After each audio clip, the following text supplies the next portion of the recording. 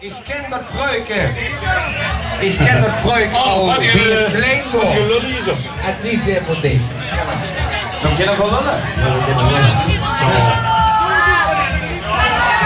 Maar ja, op dat seizoen ga ik hem Dat weet ze toch? Dit is voor de eerste Karel. Wat? Hoe is het? Go, doe het zo. Dat zal dat nooit tegen dich gezegd hebben. Het zegt tegen mij, Peter.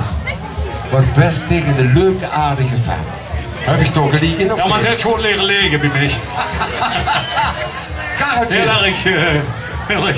Dat is net wat dat is. Luister, du weet, ik heb zo'n zwaar verdiend steun. Wat voor net aanhouden, de doodsoorten is voor dich geen probleem.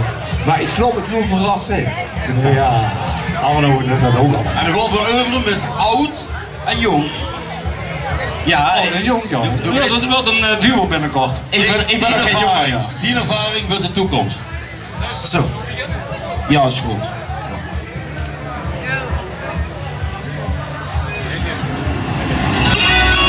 Goed, dames en heren, we gaan een nummertje zingen, samen met Karel natuurlijk. Wie denk jij wel? Wie ik ben? Wauw! Zo.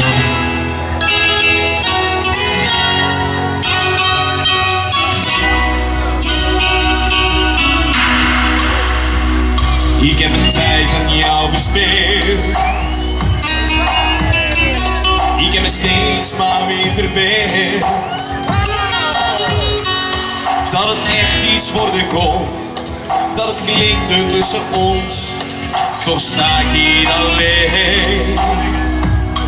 Oh, maar nu ben ik uitgespeeld.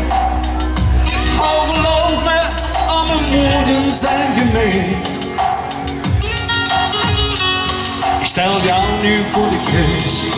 Ja, ik meen het serieus. Want voor mij is er maar één.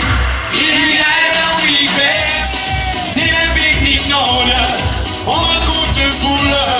Al jouw goed bedoelde vriendschap ben ik meer dan zat. Ja, ik heb het gehad dat jij dat nog niet snapt. Wie ben jij wel wie ik ben? Kijk eens in mijn ogen. Ik wil geen vriendjes zijn. Ik wil jou niet bij mij. Oh, jouw lijf tegen mijn lijf. Hou van mij. Allemaal dansen!